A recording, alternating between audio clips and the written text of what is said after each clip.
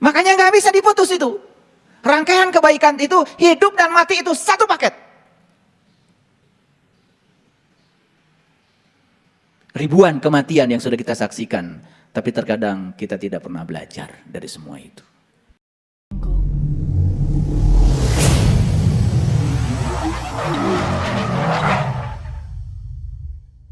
Itu sebabnya di Quran ada kata-kata, ya ayyuhallazina amanu wa tatmainu qulubuhum bizikrillah. Hai orang-orang yang beriman, siapa orang yang beriman? Orang yang sudah melek kalbunya, orang yang sudah terbuka mata kalbunya, orang yang sudah sadar, yang sudah eling, sudah waspada, sudah mampu menyaksikan jati dirinya, maka dikatakan di Quran sebagai orang yang beriman. Ya ayyuhallazina amanu wa tatmainu qulubuhum bizikrillah. Hai orang-orang yang beriman, ya. Tentramlah kalbumu ketika kamu mengingat Allah. Jadi kalbu itu baru tentram ketika kalbu ini sudah bisa mengingat Allah. Bahkan dilanjutkan di ayat selanjutnya, ala bizikrillahi tatmainul qulub. Hanya dengan mengingat Allah, kalbumu menjadi tentram. Jadi nggak ada cara lain. Cara supaya kalbu tentram itu cuma satu. Hanya, only, just. Hanya dengan mengingat Allah, kalbumu akan tentram. Jadi kalau ingin tentram kalbu cuma satu caranya, hanya dengan mengingat Allah. Dan ingat itu ada syaratnya. Syarat saya ingat tentu saja harus tahu yang diingat. Nah dalam bahasa Quran, kalbu itu disebut masy'aril haram.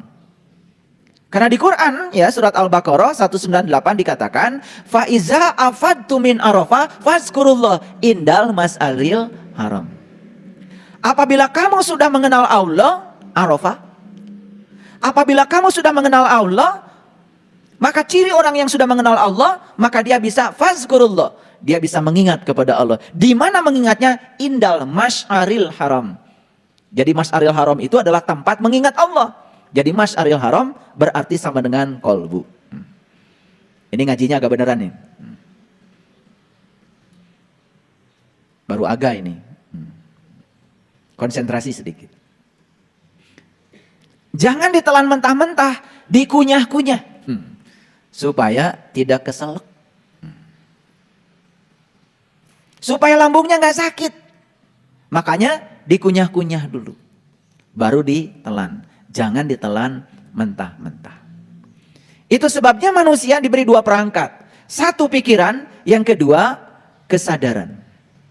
Pikiran itu berhubungan dengan logika, kesadaran berhubungan dengan rasa.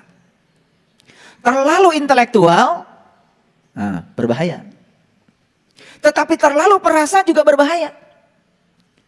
Makanya kalau terlalu perasa, dikit-dikit sedih, dikit-dikit meneteskan air mata. Begitu orang mengeluh, langsung terenyuh. Hati-hati itu. Kalau terlalu perasa, berikutnya kita akan menjadi orang bodoh baik hati. Nah orang bodoh baik hati itu, ya saking perasa, dia ikuti perasaannya. Sampai dia mengorbankan dirinya, melupakan dirinya, karena terlarut dalam rasa. Hati-hati itu. Itu namanya orang bodoh baik hati. Makanya kalau mau baik hati, jangan jadi orang bodoh. Baik hati yang sebenarnya itu hanya bisa dilakukan oleh orang yang cerdas. Bukan pinter. Pusing kan? Loh apa bedanya cerdas dengan pinter? Orang pinter belum tentu cerdas. Orang cerdas pasti pinter. Karena cerdas itu berhubungan dengan kesadaran. Kalau pinter berhubungan dengan intelektualitas. Lulusan perguruan tinggi kebanyakan pinter. Tapi nggak cerdas. Buktinya apa? Banyak orang pinter korupsi. Banyak orang pinter nyakitin orang. Banyak orang pinter mementingkan kepentingan diri. Lupa pada orang lain. Itu pinter. Tapi pinternya nggak pakai sarung. Pinternya itu nggak ada kerangkanya. Karena dia tidak punya kesadaran. Tidak punya kecerdasan. Intelektualitasnya tinggi, tetapi spiritualitasnya rendah. Ngerti nggak nih saya ngomong?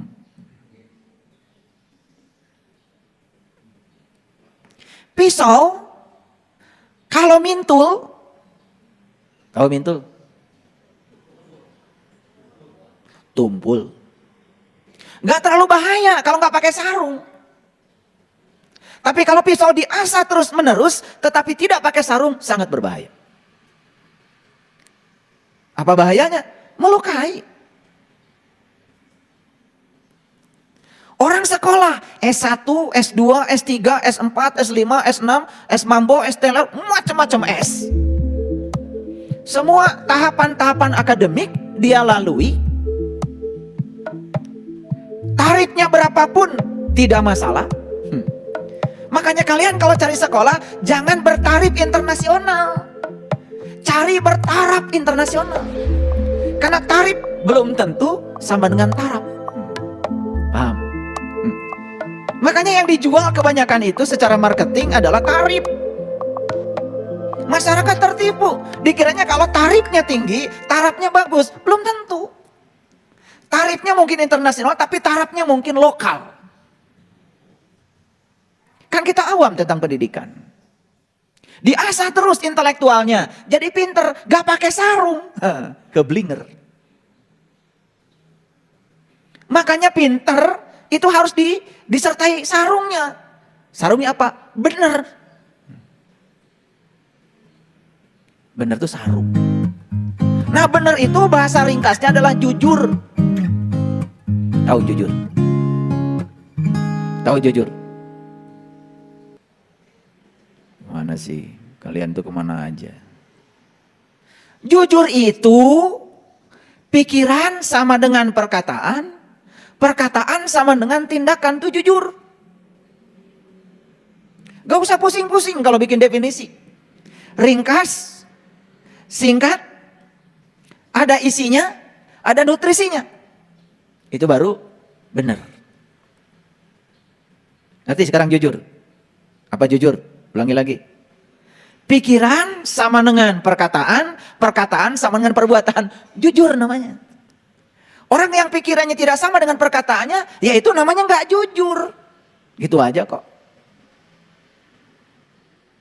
Kira-kira kalian termasuk orang jujur atau tidak? Sedang-sedang ya. Mungkin gadis jujur. Sedang-sedang ya. Luar biasa. Sedang-sedang itu artinya gandul. Tahu gandul? Makanya gandul oleh orang Jawa itu disayur. Begitu sudah disayur, namanya jadi jangan. Makanya sayur gandul, artinya jangan gandul. Itu yang bilang tadi sedang-sedang itu, gandul itu. Ikhlas itu tidak bisa antara ya dan tidak. Benar itu nggak bisa antara ya dan tidak. Kalau mau ya, ya. Kalau tidak, tidak. Jangan jadi manusia abu-abu. Yang bilang sedang-sedang itu makanya wajahnya kayak gitu, abu-abu.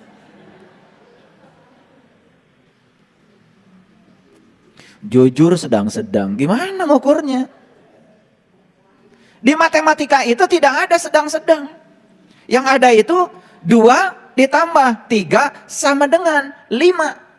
Gak ada 2 tambah 3 sedang-sedang 5. Gak ada. Sama dengan itu berarti persis. Sama dengan itu identik namanya. Nah orang yang sudah sama pikirannya, sama dengan perkataannya, sama dengan tindakannya, itulah orang yang dalam kehidupannya tidak akan pernah kena bencana. Itu orang yang dalam kehidupan tidak akan pernah kena musibah, nggak pernah. Ngerti maksud saya? Ada pak, tetangga saya pikirannya, kata-katanya, perbuatannya selalu sama. Jujurnya luar biasa, tetapi hidupnya menderita. Hati-hati, kamu melihat dari luar penderitaannya. Tidak terkena musibah bukan berarti selalu punya duit. Tidak terkena musibah bukan berarti selalu sehat. Tidak terkena musibah bukan berarti tidak ada kejadian apapun yang membuat dirinya tidak enak, bukan. Cara pandang dia terhadap apapun sudah selesai. Musibah dan tidak musibah itu kan judul yang dibikin oleh kamu sendiri. Ini disebut musibah, ini disebut berkah, bukan peristiwanya. Caramu memandang peristiwa, itu yang namanya musibah atau berkah. Paham? Atau belum ngerti? Punya uang 100 juta, mau beli mobil. Bagi orang yang sadar, bagi yang sadar, ternyata uang itu tertipu sama orang. Kalau dia sadar, dia cari. Kenapa harus tertipu? Tertipu bisa jadi musibah, bisa juga bukan musibah. Tergantung kamu melihat dengan sudut pandangmu dan kesadaran. Begitu dia sadar, jangan-jangan semesta punya pesan. Kalau saya jadi beli mobil, ya saya juga nggak tahu apa yang akan terjadi dengan mobil saya. Mungkin kecelakaan lalu lintas atau yang lain-lain.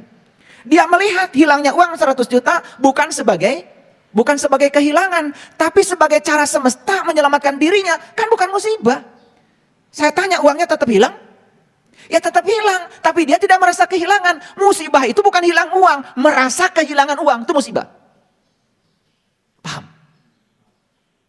Musibah itu bukan kekurangan, perasaan tidak berkecukupan dalam diri, itu musibah yang paling besar. Gak tahu saya hari ini kok pengen ngomong begini. Udah dibuka ayatnya tapi gak kebuka-buka nih ayatnya. Pokoknya saya ikut aja yang dialirkan dari dalam. Ada apa sih dengan kalian hari ini? Kok saya ngomongnya begini? Pasti nyambung. Nanti kalian pulang dari sini pasti akan bilang, kok yang diceritakan oleh saya kok sama banget gitu. Pasti kalian akan bilang pulang dari sini kok gue banget.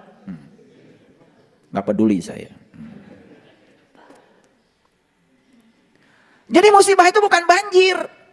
Musibah itu bukan letusan gunung berapi. Musibah itu bukan gempa. Cara Anda memandang setiap peristiwa, di situ bisa jadi berkah, di situ bisa jadi musibah. Itu masalahnya.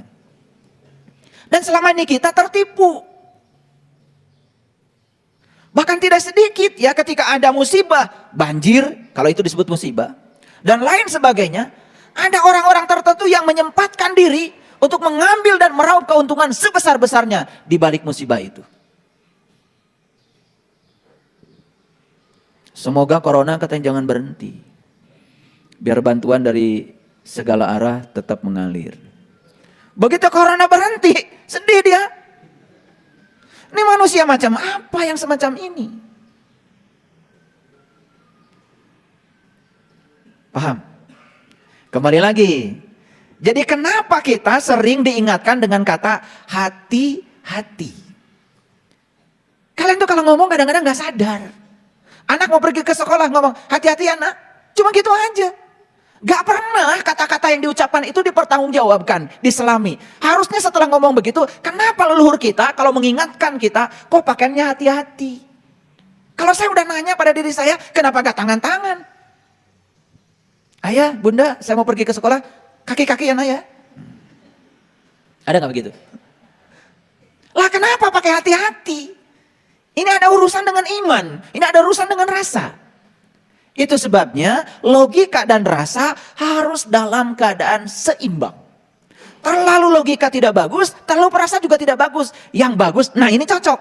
Sedang saja. Kalian jujur bilang sedang-sedang saja gimana sih? Makanya ikhlas itu dalam bahasa sains harus terkuantisasi. Makanya ada yang namanya kuantum ikhlas. Kuantum tuh kuanta tuh paket. Supaya nggak pusing jelaskan paket gini. Nah kita ini mau berbagi nih Idul Adha. Ditetapkan oleh panitia. Satu paket sembako 150.000. Nah kalian kalau mau nyumbang. Satu paket, 2 paket, 3 paket, 4 paket. Itu namanya terkuantisasi. Gak boleh nyumbang. Saya nyumbang 1/3 paket. Pusing panitia. Tadi maksudnya? Supaya jelas ini, karena berhubungan dengan apa yang sedang berjalan di WA grup kita, maka saya ngomongnya pakai yang faktual. Saya mau ikut nyumbang nih buat Idul Adha, berapa? 1/5 paket, bingung. Karena satu paket itu isinya udah jelas, beras berapa kilo, Indomie berapa bungkus, mie berapa, kan bingung. Jangan musingin panitia. Kalau 1/5 paket, emang minyak mau dibagi 1/5 gitu, gimana nggak bungkus? Nah itu sebabnya kalau 1 paket, 2 paket, 3 paket, 4 paket, ada yang sampai 100 paket tuh. Itu namanya terkuantisasi. Itu yang disebut dengan bilangan bulat dikalikan paket. Itu terkuantisasi. Ternyata di dalam atom tubuh kita itu ada yang namanya elektron. Elektron dalam tubuh kita itu selalu terkuantisasi. Tidak pernah ada 1,5 elektron. 1 elektron, 2 elektron, 3 elektron, 4 elektron, begitu. Jadi alam juga sudah mengajarkan kuantisasi. Ini cahaya yang datang kepada kita ini, ya. Ini satu paket energinya sama dengan konstanta Planck dikalikan frekuensi. Itu satu paket, H dikalikan F. Itu paket energi, namanya paket energi cahaya. Ternyata cahaya yang datang kepada kita tidak pernah setengah paket. 1,5 paket, selalu 1 paket, 2 paket, 3 paket. Itu namanya terkuantisasi. Itu lahirlah yang namanya fisika kuantum. Semuanya terkuantisasi. Itu sebabnya jangan khawatir. Walaupun Bapak Ibu beda 1 digit nomor teleponnya dengan saya, tidak akan ada WA yang nyasar. Karena itu sudah 1 paket. Nah inilah kita hidup di zaman kuantum fisik. Di zaman fisika kuantum. Semua sudah terkuantisasi. Ikhlas itu terkuantisasi. Makanya kalimat terkuantisasi dalam bahasa spiritual namanya la ilaha illallah. Keren. La ilaha itu artinya kosong. Illallah artinya 1. Tidak ada keadaan setengah, kosong atau 1. Kalau HP kita nih mati 0. Dihidupkan 1. Mati 0, hidupkan. Tidak pernah HP kita itu antara 0 dan 1. Kalau antara 0 dan 1 namanya error.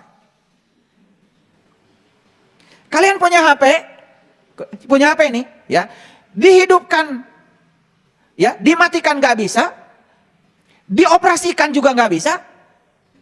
Namanya apa itu? Namanya apa? Hah? Ya error.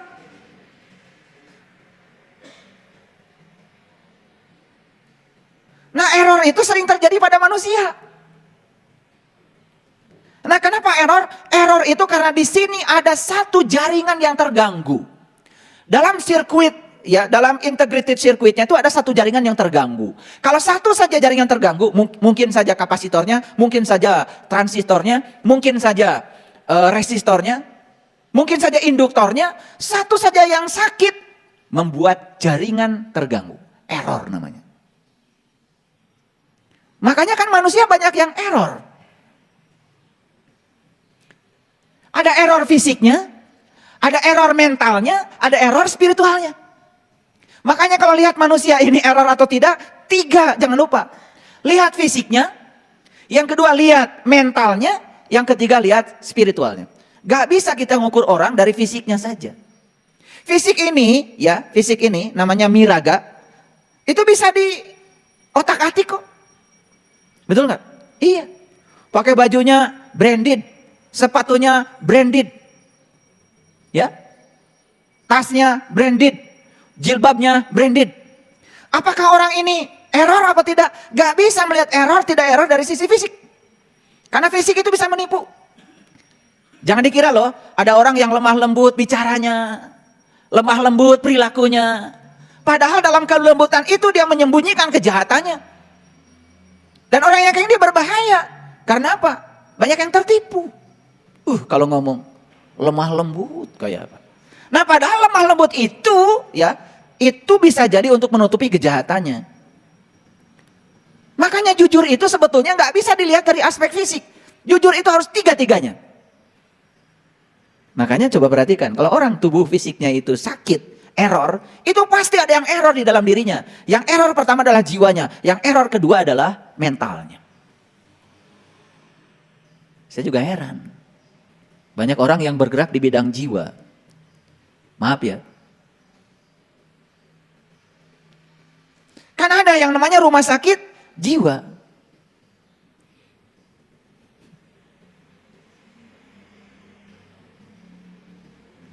Rumah sakit jiwa ngurus apa? Harusnya ngurusi jiwa. Betul nggak? Yang diurus apa? Yang diurus orang gila. Nah sekarang itu orang gila kan sudah ada namanya lebih sopan lagi. Apa tukang Danis? Orang gila itu apa namanya sekarang? Apa tuh, udah ada istilahnya itu, istilah sosialnya itu. Orang yang mengalami apa gitu. ODGJ, apa tuh? Orang dengan gangguan jiwa. Pertanyaannya apakah betul orang ini mengalami gangguan jiwa? Jangan-jangan mengalami gangguan pikiran. Gangguan mental sebetulnya. Mental tidak sama dengan jiwa. Pikiran tidak sama dengan kesadaran. Sebenarnya yang mengalami gangguan ini kan sebenarnya mental. Tetapi ya udah terbiasa kita kan campur aduk nggak jelas. Iya, makanya nggak sembuh-sembuh. Ya iya. Gangguan mental larinya ke saraf. Sarafnya tegang. Supaya sarafnya nggak tegang, suntik saja pakai obat psikotropik. Begitu disuntik kan otak tegangnya jadi kendur. Begitu kendur, nah lumayan errornya berkurang. Tetapi begitu obat tidak diberikan, tegang lagi. Tegang lagi. Kenapa? Yang disembuhkan sebenarnya bukan sumber awalnya. Yang ditreatment adalah akhirnya. Paham? Itu sebabnya kalau kalian sakit fisik, yang disembuhkan itu adalah akhirnya dengan cara minum obat atau disuntik, apapun treatment kita, sebetulnya kita sedang menyembuhkan akibatnya. Sebabnya kan tidak pernah ditreatment. Apa yang terjadi? Ya penyakit itu akan tumbuh dan tumbuh lagi. Karena sebabnya nggak pernah dicari. Padahal sakit fisik itu jelas sebabnya ada masalah dengan jiwa, ada masalah dengan mental. Ada masalah dengan spiritual, ada masalah dengan pikiran. Itu sebetulnya. Nah itulah kita harus belajar tubuh ini secara holistik. Saya kasih tahu coba. Bisa nggak ngukur orang? Ini baik atau tidak? Bisa nggak? Bisa nggak ngukur orang? Dia tuh baik apa tidak? Bisa? Sulit. Ada yang mengatakan ngukur orang baik, lihat saja selama hidupnya. Ada orang yang mengatakan cara mengukur orang baik, lihat saja ketika matinya. Saya punya pendapat yang berbeda. Cara mengukur orang itu baik, lihat semasa hidupnya sekaligus saat matinya. Kenapa? Karena itu satu rangkaian. Orang yang di dalam hidupnya penuh cinta kasih, peduli. Masa iya ketika dia mati orang gak datang? Betul gak? Gitu. Pastilah. Orang akan datang. Kenapa? Menyampaikan penghormatan terakhir. Karena dia merasakan keberadaan orang ini semasa hidupnya membawa berkah dan manfaat bagi orang banyak. Makanya mengukur kebaikan diri kita itu ketika kita hidup sekaligus ketika kita mati. Itu satu rangkaian. Gak bisa ketika hidup saja. Gak bisa juga ketika mati saja. Kenapa? Mungkin saja, mohon maaf. Semasa hidupnya tidak berbuat baik apa-apa. Kebetulan ya ketika dia mati sedang menjabat jabatan tertentu. Datang juga itu lalat.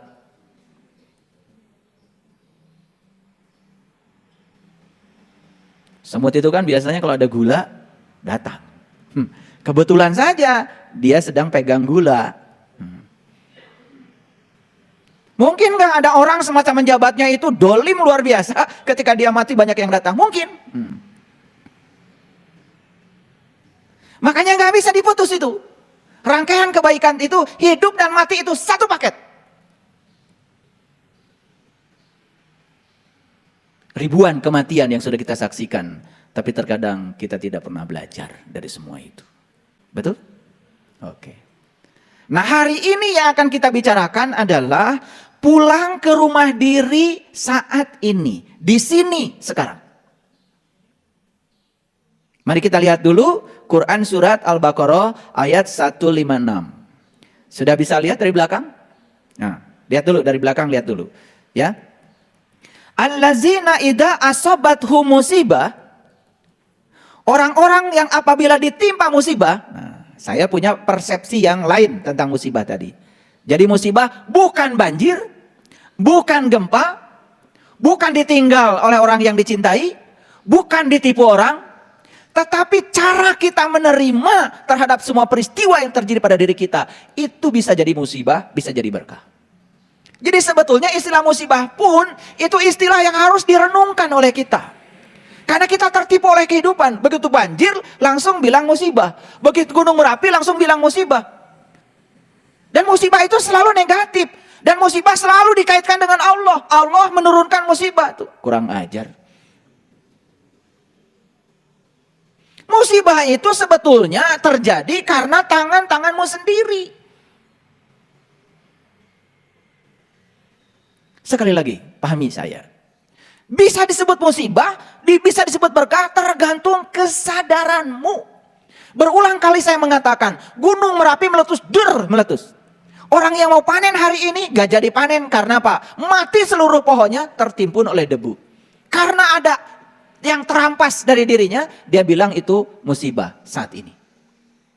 5-6 tahun yang akan datang dia nanam cabai subur, nanam jagung subur, nanam pisang subur. 6 tahun yang akan datang dia ganti judulnya jadi berkah. Terima kasih Gunung Merapi, karena kamu meletus, sekarang semua unsur-unsur mineral di kebun saya lengkap lagi. Sehingga pisang gede-gede, singkong gede-gede. Dia ganti judul jadi apa? Apa kata Tuhan? Lu bilang dulu musibah, lu sekarang bilang berkah. Begitu ada yang terampas dari dirimu dibilang musibah, begitu ada yang datang padamu disebut berkah. Semua yang judul-judul kamu buat, itu adalah buatanmu sendiri. Bagiku, semua yang terjadi adalah kebenaran. Ini soal sudut pandang. Nah, oleh karena itu, ya, saya ingin mengatakan kepada kita semua, ya, bahwa musibah atau berkah tergantung cara Anda memandang, tergantung pengetahuan Anda, tergantung kesadaran yang Anda miliki. Bagi seseorang mungkin musibah, bagi orang lain bisa berkah. Bagi Allah, semuanya sama. Itu adalah kebenaran. Makanya orang yang masih terjebak oleh benar salah, terjebak baik buruk, ini masalah. Masalahnya adalah sempitnya pengetahuan, masalahnya adalah rendahnya kesadaran. Paham? Oke. Nah, saya tidak akan bahas ayat ini karena bagi saya tidak ada musibah, tidak ada berkah. Semua adalah kebenaran, tergantung cara Anda untuk menerima semua itu. Yang ingin saya bahas adalah kalimat yang terakhir. Innalillahi wa inna ilaihi rojiun. Dan kalau kita lihat terjemahan yang ada, yang beredar di pasaran, kalimatnya cuma begini. Perhatikan. Orang-orang yang apabila ditimpa musibah, mereka mengucapkan innalillahi wa inna ilaihi rajiun. Innalillahi wa inna ilaihi rajiun. Gara-gara tidak diterjemahkan, akibatnya di masyarakat kita jadi salah kaprah. Termasuk kalian semua. Begitu ada orang meninggal, langsung innalillahi wa inna ilaihi rajiun. Sama semua WA setanah air. Pertanyaan saya, apakah meninggal itu musibah? Kalau musibah itu jelek, berarti orang itu meninggal jelek. Apakah kematian itu jelek? Bukankah mati itu adalah puncaknya kehidupan? Bukankah mati itu adalah kebebasan? Bukankah mati itu hadiah dari Allah? Bertahun-tahun kamu menderita, hari ini aku bebaskan semua rasa sakitmu, dan kamu pulang. Apa yang salah dengan kematian? Dan sampai hari ini hampir semua kita mengatakan kematian adalah musibah. Lalu kalian ngomong dengan enaknya bilang turut berduka cita. Tambah konyol lagi. Sudah bilang kematian musibah, padahal itu kebenaran. Lanjut lagi kalian ngomong. Saena edewe bilangnya turut berduka cita. Padahal kata Rasulullah, jika ada orang yang benar-benar sedang menderita, harusnya Anda datang dan membahagiakan mereka, bukan turut berduka cita. Orang sedang berduka cita, Anda turut. Ini pada kemana sih? Sama ya, nalarnya tuh sama. Saya punya grup orang biasa, WA.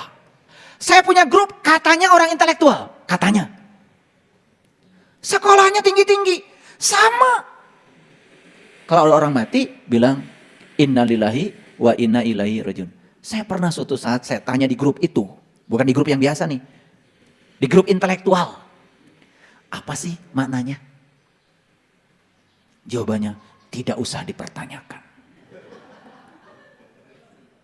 Ini intelektualitasnya apa sebetulnya? Saya tadi mengatakan kalau Anda terlalu intelektual, terlalu pintar, hati-hati harus punya sarung. Sarung Anda satu, kejujuran. Kalau Anda pintar, gak ada sarungnya, bahaya, bisa melukai.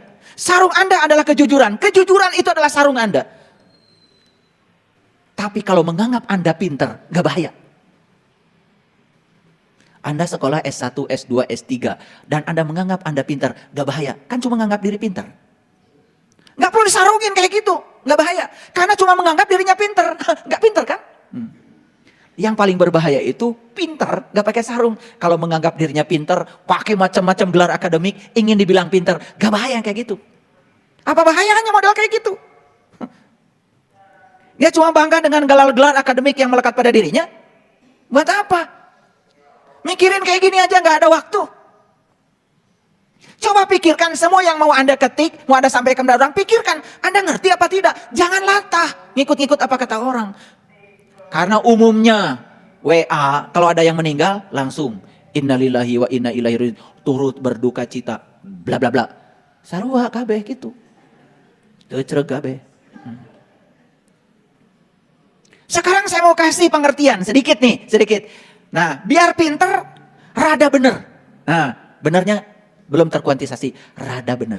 Nah, supaya jangan pinter tapi nggak bener. Nah, rada bener. Nah, syukur-syukur kalau kalian bisa pinter dan bener. Tapi sebenarnya ada satu lagi. Kalau di Sunda itu pinter, bener, cager, bager. Nah, masih ada tambahannya, nggak cukup. Nggak cukup. Makanya leluhur kita di Sunda dulu luar biasa. Pinter yes, bener yes, tapi tambah cager, bager. Tahu cager? Waras.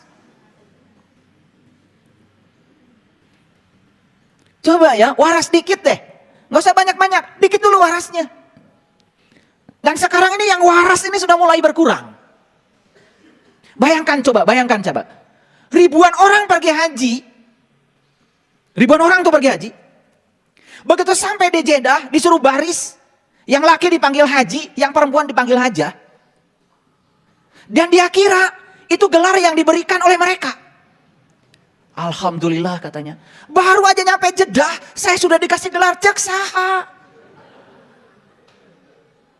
Haji itu artinya pengunjung bagi laki-laki. Hajah pengunjung bagi perempuan. Yang berkunjung ke Jeddah, laki-laki disebut haji, perempuan disebut hajah. Artinya tuh pengunjung. Waras atau seetik. Pengunjung itu di sana karena kita sedang jadi pengunjung. Balik ke dia, yang disebut haji dan hajah, tewaras. Dan ketidakwarasan ini saya lihat juga ada di perguruan tinggi. Saya sedih lihat gelar profesor, doktor, haji. Ngapain? Ini yang luar biasa, gelar ini dibawa-bawa di masjid, dibawa-bawa di pesantren coba. Jadi ketidakwarasan ini masif.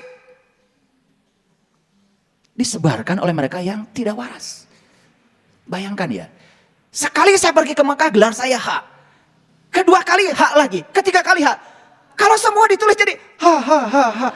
Repot kan gelar saya.